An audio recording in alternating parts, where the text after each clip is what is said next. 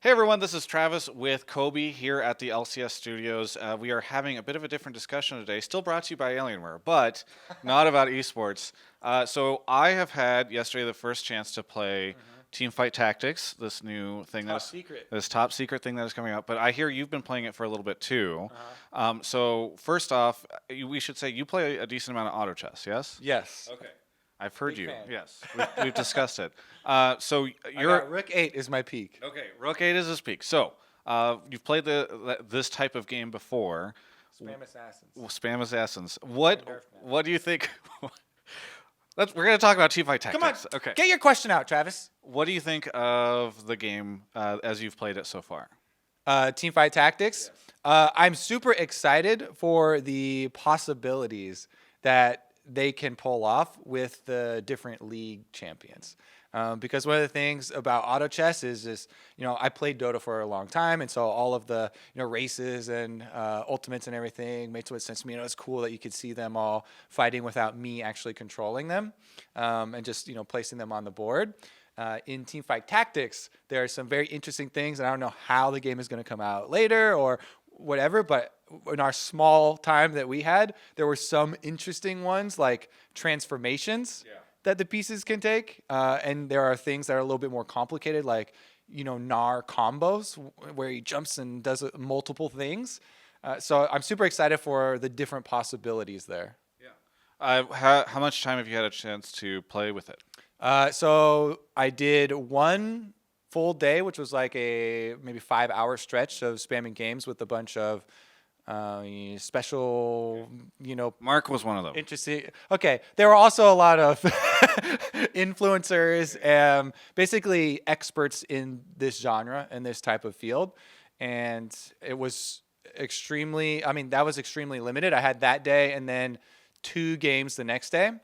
They were different groups, but in my group, I was extremely successful with Aurelion Sol and Yordles. Yeah. Aurelion Sol, super good late game burst mage, and then Yordles give you Crazy dodge, right? Crazy dodge, good defenses. But I felt like I found some broken stuff very quickly, and so I was able to find a bunch of wins, which made me really happy and made me probably enjoy the game more.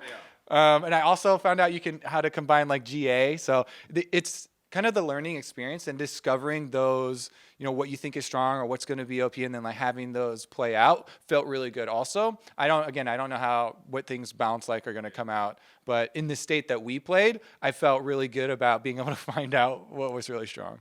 What was interesting to me is there is, and you can talk about this because it's in the document I received. Right now it's super.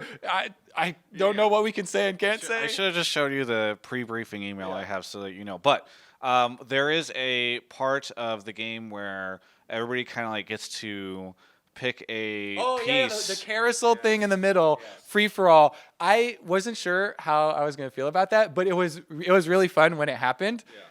Even a couple times, like when someone stole the item that I wanted to get or whatever. Right. But basically, if we can explain this.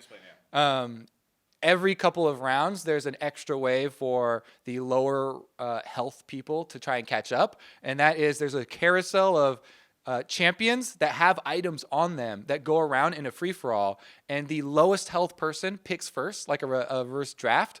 And you go out and you choose your one that you get, you can have a high-cost one or something that fits into your build. And it has a specific item on that you can just go for an item and then sell the piece and try and use the item. And that was really fun to like go for the free-for-all and have this break from the other type of gameplay. Yeah, it's a bit different than what I've seen in auto chess. I liked the fact that because it's a pre-release build or whatever, the carousel's a little wonky right now. So the number of times I accidentally picked the wrong thing and I'm like, wait, this is it, and I don't know how to get rid of it. Yeah. I'm sure it's all going to get fixed, but it was really funny, just sort of like, what is going on? You walk into something, then you're stuck with that piece. Yes. I'm sure they'll figure it out. But either way, it's just it was fun catching that.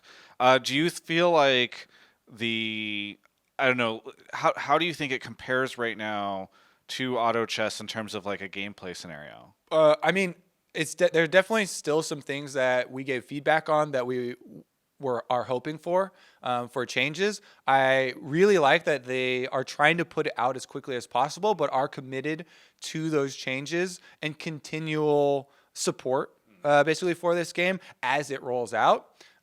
So there are some things like there are less lines in your board, so a little bit fewer options for where to put your pieces.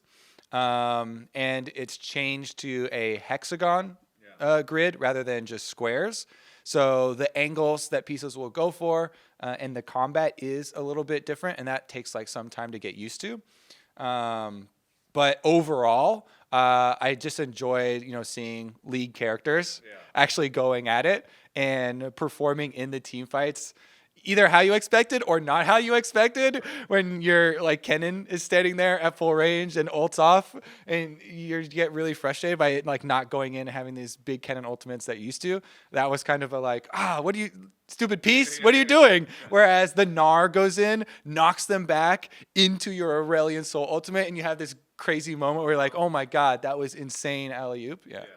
Yeah, I think it's just, for me, it's really fun because there are a lot of League of Legends champions that I really like, but it will just never play in League other than like if I got them in an ARAM, right? But they're still iconic and cool, and so being able to draft them and build them up and be like, oh yeah, like what is this character gonna, crush them? It's pretty awesome. Like I don't normally like Volibear, but whenever I'm going for like the glacial combo, it's like that's kind of cool. Yeah, he's super strong frontline. Then there's things like, did you see any Lucians?